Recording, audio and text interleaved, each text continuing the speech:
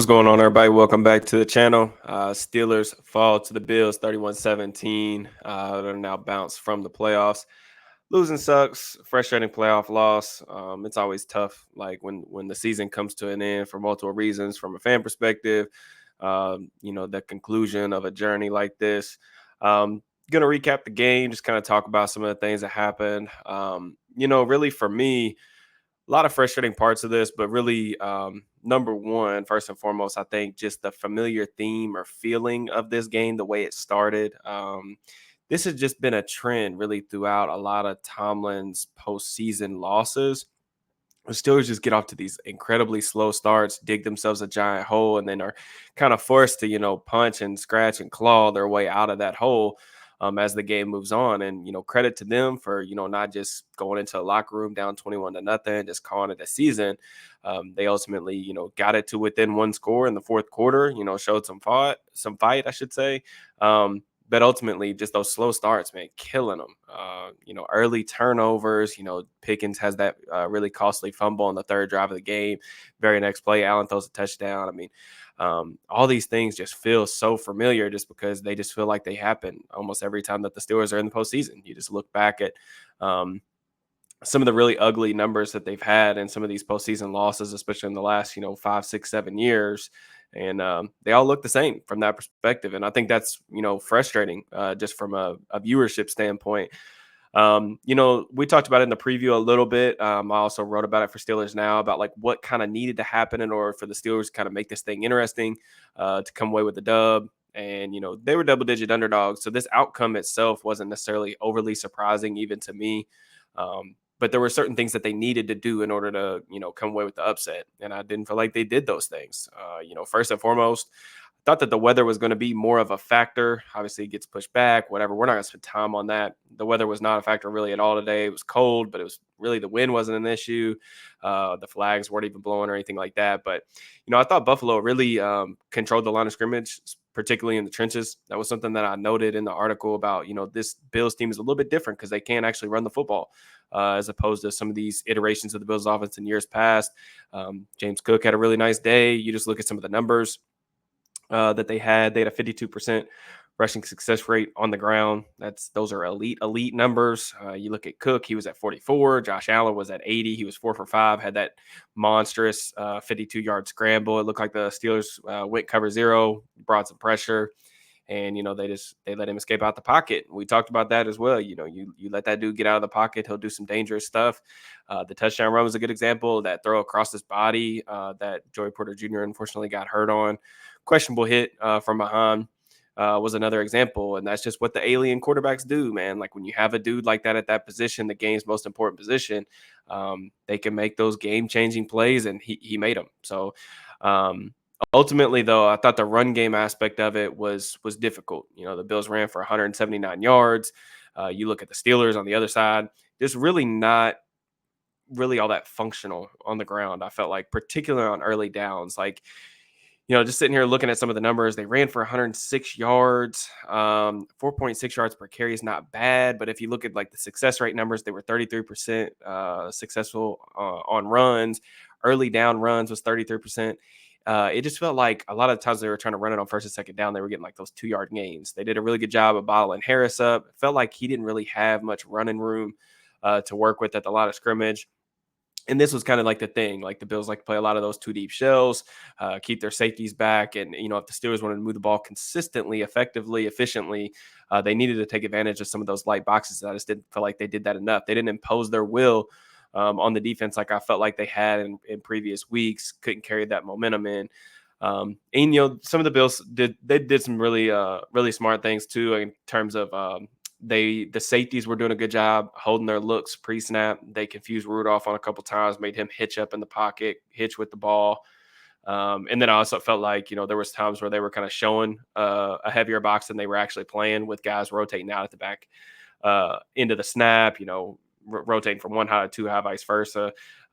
So a veteran group, that's the kind of stuff that you expect. But and then just the other part of that was the turnovers. I already mentioned the Pickens one. The Rudolph interception in the end zone was tough. I thought Mason, got off to a really slow start, but I thought as the game went on, he got a little bit more comfortable, a little bit more in rhythm, and did some good things. Um, the red zone interception's a killer. A lot of people were upset at the play call, like going empty, don't have the threat of the run. I don't really have a problem with the play call.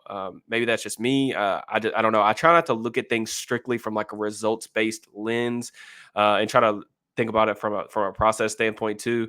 Deontay scored on that exact concept, that same route, probably, I want to say like probably 3 or 4 times over the course of his Steelers career. Like a lot of like several of his touchdowns have came for that. He also had a 2 point conversion off of that same play as well. So I mean, we've seen him run, and basically what that is like you want to sell the fade and then you're going to come back. So there's a bunch of different names of like what people will actually call that route. But really, the biggest point of emphasis is the ball needs to be placed on the front pylon, because what you want is you want to put it on the outside shoulder away from the cornerback, and you almost want to like force the receiver to catch it diving out of bounds to where he can toe tap it. And he left the ball inside, and that was something we've talked a little bit about on the channel. If you go back and watch like the Mason Rudolph film room I did, I think it was against the Bengals. Like he had some issues like throwing outbreakers. He left a couple inside. One in particular that was dropped for an interception, and Elam didn't drop this one. So, but overall, I really didn't think that Mason played poorly or extremely poorly. I thought that they had a lot of issues today, even beyond the quarterback. I mean, but it still goes back to the same thing I've said on Twitter.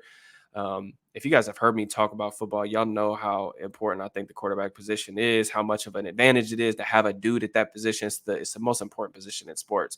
And I'm not trying to, Mason was their best quarterback, their best option today, their best quarterback on the season. I don't think there's any doubt about that. I think Mason deserves to get paid more than what he was getting paid this year. Hopefully he gets a chance maybe to start or a good backup job next year, whatever.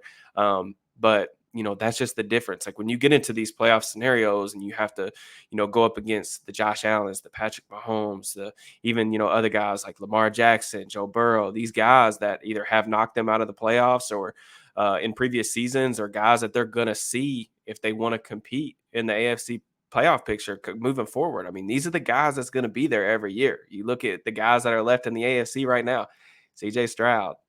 I mean, these guys are really good, and it's just really hard. Like you're fighting kind of an uphill battle if you are at a severe disadvantage at the quarterback spot. And I know I don't have to really explain that to you guys because y'all watched Hall of Fame quarterback play for almost 2 decades, 15 years at least, from Ben's first year all the way up until he blew out his elbow.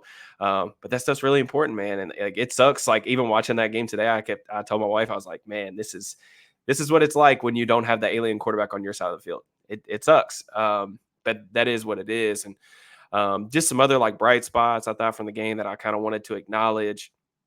The pass protection in general, I thought Broderick had some struggles, but there were times like when they were trying to come back that I thought that they did a decent job in pass protection in spurts. It wasn't overly consistent. There were some issues like down the stretch on that final drive or two where I felt like he was getting beat up a little bit, but there were some nice moments too. I thought Deontay played pretty well. 4 catches, I think 50 yards or something like that, a touchdown. He also drew that pass interference penalty in the red zone. Could add another touchdown, like I said, if it's just a better ball on that interception. Thought he made some nice plays after the catch too. I know that's that's what a lot of people want to complain about with him is, he does have a tendency to run backwards or run lateral instead of just getting north. He had that huge, it was like a 3rd and 7. He caught a ball shy of the sticks and made a couple guys miss and ended up picking the first down up. And then the Steelers score a couple plays later to cut it to 1 score. So, even on the defensive side of the ball, Alex Highsmith was really good again today. I know that it's frustrating because, he had, 15 and a half sacks last year or whatever. And that number's been cut in half. But I'm telling you guys, I'll make a video on this. I wrote about it. But he's better. He played better this year than he did last year. Like sack numbers can be a little misleading. Like if you just look at all the other numbers like pressures, win percentage, just how often like he's affecting the quarterback and other, like even the sack that Marcus Golden got, Highsmith got a pressure on that. So like he forced him up in the pocket. He did the same for TJ a couple weeks ago. And then he actually did get a sack today too. Like, I mean, he was beating Deion Dawkins, who we talked about in the preview. Deion Dawkins is a good player. But Highsmith really, he won the vast majority of those one-on-one dropback situations. finesse, outside, speed to power. He had a nice inside swim move or inside spin move. The inside spin forced Allen to throw that check down a little high. That ball was in the air forever. I really thought that was going to be the Steelers' interception. I thought that Josh was going to throw him at least one today, either off some type of fluky interception where it's a tip ball, they come down with it, or he just makes a bonehead decision. But Allen played mistake-free ball, and like he played pretty well. So you have to give credit to them. My Travius Adams, I also want to give him a shout out. That block on the field goal was huge. I mean, it's 21-0. They have a chance to go up 24-0. They get that block field goal, sets them up in good field position. They go down, score right before right before half, something like that. But it really turned the tide. After that, they went on like a 17-3 run, something like that. Got it to within one score, just fell short. So a lot of issues on defense, man. This is my problem with just the way that the Steelers are kind of constructed and the way that they've been constructed for quite a while now. If you pay the defense and you spend that amount of resources on that side of the ball, you have to get really good performances in the playoffs in order to kind of justify that thinking. And like they did tighten up in the second half, but even when they tightened up in terms of like, the Bills were averaging like 6.6, 6.7 yards, or I think 6.8 yards per play in the first half. I mean, they did whatever they wanted. They were moving the ball, chunk plays. They attacked the linebackers in space with tight ends, Dawson Knox, Dalton Kincaid. I mean, we know that the Steelers had issues along the spine of the defense because of all the injuries they've had there. I mean, it's obvious. It was on the scouting report. They took advantage of it. We expected that to happen. But just in general, man, if you just look at the Steelers' performances on that side of the ball in the playoffs, they give up way too many points. They don't get enough turnovers. I mean, another example was this today. They give up 30-something point or 31 points. There was two missed field goals in there too. So like it honestly could have been worse. The one turnover did set them up in the red zone, which was something to be said too. But I don't know. It's tough. Their model of winning is it's hard in the playoffs, man. Like I said, I just think a lot of people say like defense wins championships, and I'm not trying to say defense doesn't matter, but you need better defensive play than this in the playoffs if you're going to build your team this specific way. So I think it makes for an interesting conversation. Obviously, it hurts, not having TJ out there. But again, I thought that the other guys, I want to go back and watch Nick Herbig because I didn't see him make a ton of plays on the outside, but I know that they lined him up on the interior. They did some 3 outside linebacker sets. There was one play where he lined up over the interior and got a quick pressure that led, I think, to an incompletion and got them off the field on third down.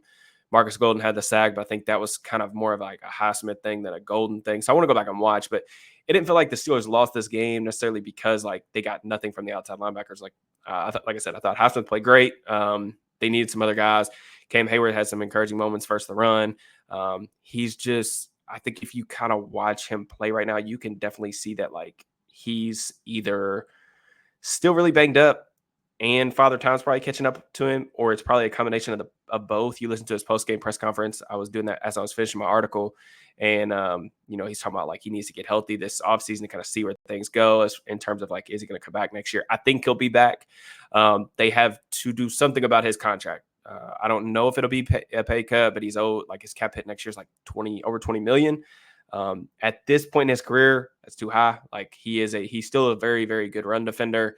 But there just hasn't been really anything to speak of in terms of like a pass rusher. And if you're going to pay a player that much money, they're going to have to figure something out. So maybe it's like a 1-year extension. You add some void years to his deal to lower that cap hit. I'm not really sure. But this is kind of the stat that I was looking for that I found on Twitter from Scott Kaxman. The Steelers are the first team in NFL history to allow 31 points in 5 straight playoff games. I mean, like I said, man, this loss felt really familiar. Just the ways that they lost, the turnovers, just the defense getting gashed. I don't know. I don't want to take anything away from Buffalo either because, like I've kind of said, even when the Bills were, I think, like 6-6 or something like that, if the Bills got in, they were going to be a dangerous team. And the reason why, I think McDermott's a really good game plan, specific defensive coordinator. I thought that he did some good things early to kind of stunt Pittsburgh getting off the ground on offense. I thought they had a good plan for kind of limiting some of the explosive plays that the Steelers have been hitting as well. And then really just Josh Allen. I think the offense is more well balanced, but they have a dude at quarterback, man. Like he's one of the absolute best, not just best quarterbacks in the game, but the best players in the game. So when you have that type of dude, I mean, he's a force multiplier, and that you saw that today. But it's definitely going to be interesting to see all the decisions that come out. I think Tomlin was. I haven't got the chance to listen to his post game press conference yet, but I've seen people are writing me on Twitter saying that he walked off the podium. I guess after somebody asked him about his future, like is he? There's been a lot of smoke. If you guys haven't heard, there's been a lot of smoke about like him potentially stepping away. Jay Glazer, who like he's fairly close with, he's probably maybe like the closest person to Tomlin in the media. Um, Adam Schefter, and then even like Mike Florio kind of like just echoed that report, those two's report. I think it was 2 nights ago on TV, but like there's some smoke around like he could like step back and maybe decide that he wants to take a little bit of time off, or maybe he wants to walk away. I don't know. Obviously, he's not going to get fired. In my opinion, he shouldn't get fired. But you still need substantial changes, I think, because one of the things that I've kind of wrote on Twitter, just like following the game, is, I think if the Steelers want to be, if their plans next year are to win, which I think that the Steelers always plan to win, they don't tank, they're not going to strip things down to the studs. They have to be really honest with themselves about like how far away they are in terms of being competitors in the AFC. Like I said, you're gonna have to compete with all these superstar quarterbacks. What's the plan? So I think this offseason is going to tell me a lot in terms of like, how much I trust them to make those decisions, because I think you have to be really aggressive about going to get a quarterback. I think you obviously a new offensive coordinator is going to be in town, like who that is, what it is, what that looks like. I don't really know. We'll see who's available. I think there are some good options available right now. Maybe we'll talk about those a little bit this week as things kind of shake out. But I think running this thing back with just Kenny and or Mason, depending on like what they want to do there, to me, man, I just don't think that's good enough. And that's no disrespect to those guys. I understand, Kenny, maybe you want to get him some people say like, oh, I want to see him with a better offensive coordinator. Look, there ain't nobody less of a fan, I feel like, of Matt Canada than I am. He was a guy that I didn't even want hired several years back. So I've never been a Canada guy, but I also don't know. I don't know what the ceiling is to bring in this kind of room back and just saying, all right, roll the ball out and you see who wins. I just don't think it's enough in a conference that's got all these superstar quarterbacks in it. And obviously, those superstar quarterbacks aren't going to be available, but there are substantial upgrades, I feel like, in free agency, maybe via trade. You have to see who's available, obviously. But I think if the Steelers want to be considered like legitimate threats, the draft's got some guys coming out as well that I think are intriguing. Now, considering they made the playoffs, they're not going to be picking as high as some of these other quarterback needy teams will be. But I just think if you want to be considered a threat, you want people to take you seriously, you got to really start taking the offensive side of the ball seriously. And that's why I say, like, when I'm cool with Tomlin coming back and leading the team again, I still believe in Tomlin's ability to do it. I just think that they've got to step into like the new millennium and start taking the offensive side of the ball seriously. You got to get an established coordinator in here. Somebody's gonna like press to score some points. I mean, you can't let your offense repeatedly year after year be this disappointing. And so for me, I want to see some changes on that side of the ball. Get some guys healthy next year, and then try to take advantage of what's left. Of the prime of TJ's going to be 30, Mika's got things going to be 28. You got Alex Highsmith in his prime. Like I said, I anticipate Cam Hayward's going to be back for one more year. We'll see what that situation is with him and the cap hit and all that stuff as that plays out. But and they've got some young pieces, especially on defense, that I feel like played pretty well this season. Joey Porter Jr. I think is going to be a heck of a ball player. I think he already is. I think Keanu Benton's going to be a heck of a ball player. I think if anything, over the past couple of weeks, man, you've seen like what solid quarterback play, which is what I think Mason did for the most part over the past month. Deontay Johnson, George Pickens, they got some guys, man. I know they didn't run the ball well today, but I still think that this team could be a lot more interesting next year if you can get a quarterback upgrade in here and nail the offensive coordinator hire. There's some potential. So last and but certainly not least, thank you guys so much for the support over the entirety of the season, man. Like, this was my first year doing the YouTube channel. We started this, I think, late March, early April, draft time, and just I'm blown away. Like we are even with my schedule being crazy and all that stuff, not being able to upload as much as I really want to. We're still almost like 5,000 subscribers. On Twitter, got almost 11,000 followers now. Like all of you guys showing me so much love, support my stuff at Steelers now. My first year with them as well. Like y'all give me this platform, and I am very very grateful for all that stuff. So please don't think that I take that stuff for granted, because I definitely don't.